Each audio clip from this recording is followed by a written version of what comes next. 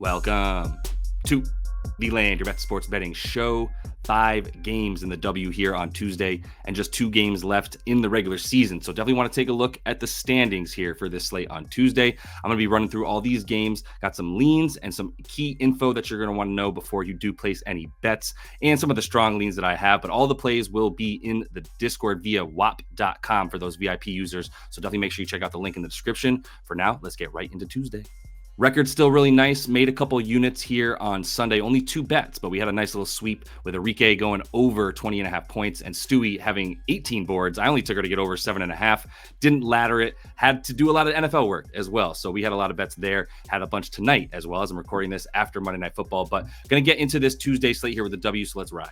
The standings are pretty important. The Liberty, 2 games up on the Lynx. They need to win out, or obviously if the Lynx lose, they should be good. The Lynx are only 2 games up on the Sun as well, who have maintained pace with that 2 seed. So if they do win this game, they put themselves in a good spot to be able to get there if they can win their last game. But obviously if the Sun lose, they are resigning themselves to that 3 seed. However, Vegas is also only 2 games behind the Sun. So only 2 games splitting all the top 4 seeds between each one.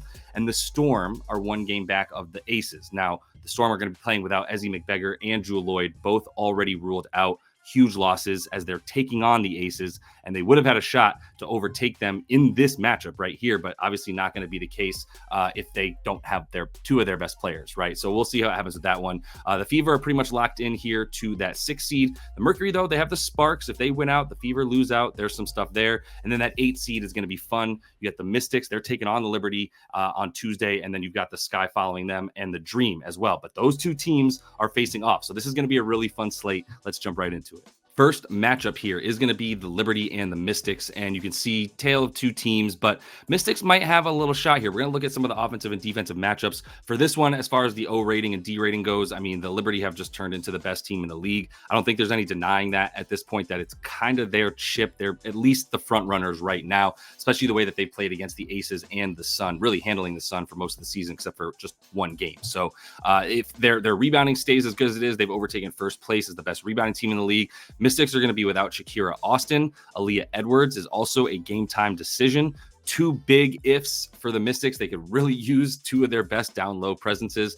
Austin out for the season. Aaliyah Edwards a game time decision. So that's going to be huge here. But 8.5, if this thing climbs up to 10.5, which it might by the Tuesday morning as I'm recording this Monday night, I lean Mystics with that large of a spread at home in a big game for them. And let's take a look at the matchups. If you look at the Liberty on offense, we know what they want to do. They want a fast break. They want to shoot threes. They're the best at doing all of that. So it makes sense. But the Mystics are pretty good at limiting fast breaks, and they were a much better 3-point defense. They've been giving up a few of more of those here over the last week, which has become a problem. But either way, they're not a terrible matchup for this Liberty offense. They did lose by 5 points, then lost by 11 points, and then lost by 5 points. And they only had Shakira Austin for one of those games. That was the first one of the season. So they've come close without her, but it is about a 7-point average margin of victory for the Liberty. Would not get you there. I mean, the Mystics have covered this spread twice this season, so keep that in mind. The Liberty have become so good at defense in their own right is the problem, that it's tough to beat this good of an offensive team when it's playing this well on defense as well,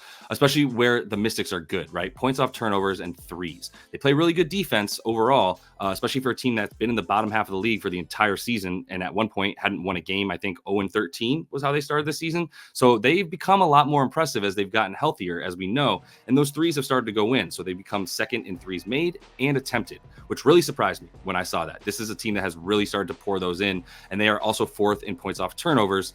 Liberty have a good defense, but if you're going to look at where they're the weakest, it is above the break threes, and the Mystics have been hitting a lot of those. As mentioned, I'm going to be using outlier.bet real quick to show you a couple of these player props that I'm looking at, and I want to start with a player that has completely effed us consistently here, and that's Stephanie Dolson. We've had a couple bets with her, but she has been a weird find because sometimes she just doesn't do things that she normally would in certain situations. But if we look at the 9.5 points for her, I actually want to look at the over. And I know that sucks talking about an over with her because she has not been hitting that often. But if you look at her without Aaliyah Edwards, even more importantly than looking at her without Shakira Austin, if I pull up Edwards and look at all the games that Stephanie Dolson has played without Edwards this season, so it's just in this season, 2024 here, 3 of 4 she went over. She still had volume in this game against the Dream. You can see that in terms of the field goals attempted, she took 7. She just went 0 for 7. and I believe 4 of those were from deep. So she went 0 for 4 from deep, 0 for 7 from the field overall, and she got to the free throw line twice. So she had 2 points in that game because she couldn't make a shot. But you look at everything in the 3 games where she played without Aaliyah Edwards before that this season. Granted, 2 of them were against the Wings, but 1 of them was against the Sun, which has been one of the better, if not the best defense in the league for the majority of the season, almost all season at this point. So they kind of even each other out in terms of how good this opponent is, or how bad the Wings are versus how good the Sun are, especially on defense. So for Stephanie Dolson, like those numbers go way up, not just the totals, but the volume. That's what I'm really looking at here. If you look at her on the season without Aaliyah Edwards, she's looking at 10 attempts per game in these situations versus the roughly 7 that she's taking when she's not on the floor. And it's actually about closer to 11 field goal attempts in these 4 games. The other part of it is the minutes, right? They go up from 31 minutes up to 31 minutes per game, whereas when Aaliyah Edwards is playing, these are at 26 minutes per game. So the volume that goes up, the amount that she's on the floor goes up, and she's playing a team that she can score above the break. Now, they're number 1 at defending centers, but they're not number 1 at defending centers above the break. And I'll show you props madness for that exact reason. Stephanie Dolson, looking at her, where she prefers to shoot from, it's all above the break. 60% of her shots, even though she's a big center, come from above the break. This is not a weak area by any means, but it's a weaker area of within a really good defense, right? And she can shoot over the likes of any of the guards that want to go out there. Jonquel Jones, good defender overall, but I still think that if Dolson's going to be taking about 4 threes in this game, I have to like her for over 9.5 points at about even money. Do with that what you will, because I know she's burned a lot of us over the course of this season as a whole, to be honest. But these numbers without Aaliyah Edwards especially, and obviously this is also without Shakira Austin, all 3 of these games, I should make that clear. It's not just without Aaliyah Edwards, because Shakira Austin didn't play in any of these 4 games that I just showed you without Edwards. So more importantly than just without Austin is without Edwards, and I think that's a pretty big deal in this one. So that's one prop that I'll be eyeing, but obviously all the final plays that I give are going to be in the VIP which link is in the description on WAP.com. Next game up is a doozy as well. We got the 2 and the 3 seed. We got the Lynx in Connecticut taking on the Sun at the Mohegan Sun.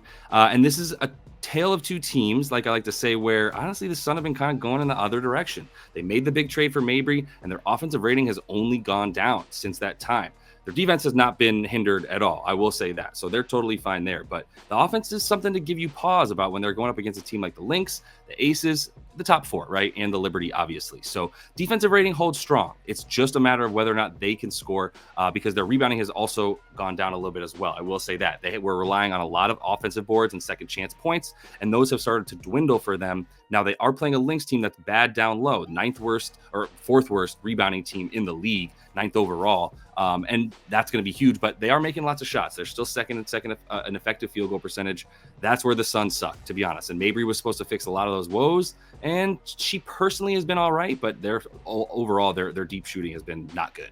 Looking at how they match up against the Lynx on defense, though, so the Lynx offense, what they want to do, the Sun, they're good everywhere, man. Like, they're going to be in the tops in most things. Opponent points off turnovers, fast break points, 3-pointer, all that stuff. They're either best or second best, right? And that's how the Lynx beat you. They beat you from deep, and they beat you by getting out into transition after they forced turnovers with really, really good and stifling perimeter defense, and good enough defense from Alana Smith down low, but really nobody else. So we'll see if the Sun are able to continue to attack the basket. That would be the one area that they probably have an advantage over this Lynx, is when they go to the basket and attack strong. The Lynx don't have enough big bodies to really be able to hang with them.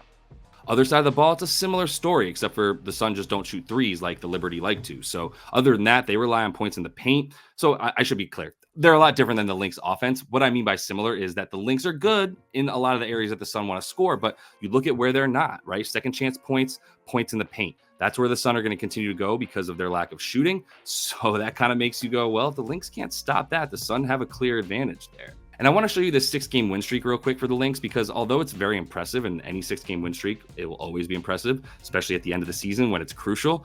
They haven't really been beating the best competition, right? The only team in there that was impressive was New York in their last game. Huge win for them by 9 points, not taking anything away from that. But prior to that, it was teams that they should have been beating, and they handled them. So they have a nice margin of victory there, a double digit over the course of those 5 wins, and even with the Liberty game in there too. That said, like, let's just be easy on just crowning them just because they were beating teams that they should beat. I don't yet have a bet in this game, but I am leaning towards the Sun in a game that they really need to be able to sort of handle things down low, which is that one weak area for the Lynx. So that's my strong lean for this game. That final play on that one, though, will be up in the Discord. Sky and Dream. This is a fun game for the 8th seed here for the playoffs because the Sky need to beat the Dream to really overtake them, as I was showing you with the standings earlier. That said, this is not going to be an offensive battle, and I should let you know that Camila Cardoso is a game time decision. And if she can't go, we're really thin down low for Chicago. I mean, really thin. And although you can see here, I have that little asterisk next to the second in rebound percentage. If you look at their rebound percentage in the last 4 games, since they have not had Angel Reese, who is the best rebounder in the league already, they've been 8th in rebounding. And that's with Cardoso, who's a very good rebounder and has been averaging double-digit rebounds even without Angel Reese, and especially, I should say, without Angel Reese. But we're going up against a Dream team here that has become very good at rebounding because Tina Charles is an absolute beast and Alyssa Smith has been healthy. So their rebounding has been up a ton. Just because the Sky are second in rebounding right now overall for the season, that was with Angel Reese, and I have to actually give the rebounding edge to the Dream here, which is important because you look at how these teams want to score. A lot of it's going to be from banging down low.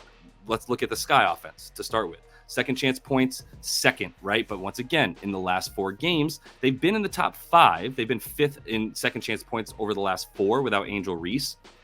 But that was also because Camila Cardoso was in, so was Diamond DeShields, and she's not going to be in. She's already ruled out for this game. That was 2 of the top 3 offensive rebounders and second chance point getters for them. In fact, Camila Cardoso was 5th in the league since the All-Star break in terms of second chance points and offensive rebounds. So with her out, all the things that this team is good at, they're just going to be out. Now, Kennedy Carter is going to be a usage monster in this game, and she is a guard who's tough-nosed and likes to get into the lane and score inside the paint as well. So you can still count on her to kind of be attacking, but that's really it for this Sky squad, who has finally thinned out to the point of not even being close to the rebounding team they were when they had Angel Reese, a healthy Diamond DeShields, and a healthy Camila Cardoso. All that said, Isabel Harrison for this team. She's the only big left, really, really good player on offense, but she will struggle on defense with the likes of Tina Charles. Speaking of Tina Charles, looking at what the Dream have been since the break, and I specifically call out since the All-Star break for the Dream because they were very injured before that. They got Ryan Howard back. Tina Charles has been healthy, only missed 1 game since the All-Star break, whereas she was missing a bunch beforehand. Really only Ariel Powers has been out for this squad since the All-Star break. So they've been a lot healthier, and this is how they relied on the few wins that they've gotten since the break. Second chance points and banging down low, getting to the rim and getting to the free throw line as a result of getting fouled. The Sky been fouling a ton since the break. They've given up the 3rd most free throws, and their second chance points, they've been good. They're a much better offensive rebounding team than defensive, but now they also don't have Angel Reese. They're going to have, at best, a limited Camila Cardoso, who's got a shoulder injury, really hard to jump up and grab rebounds when you can't really lift your arms above your head. So we'll see how well she can play. But right now, I am strongly leaning to the Dream, -5.5 here. That one will be up in the Discord as well. Closing things out with the Storm hosting the Aces here, but this is all a little bit misleading because there is not going to be any Ezzie McBeggar, and there's not going to be any Jewel Lloyd, 2 of their 3 best players, right? Alongside, we'll give the nod to Skylar. But either way, the offense for the Aces continues to be good. But I did want to show you a couple things. The rebounding is something to be worried about for this Vegas squad, right? They are 10th overall on the season in terms of rebound percentage. They've been dead last in the league since the All-Star break over the last 14 games. That's really bad. Now, the Storm are already a bad team down low. Now they don't have Ezzie. They're going to be in trouble. There's no question.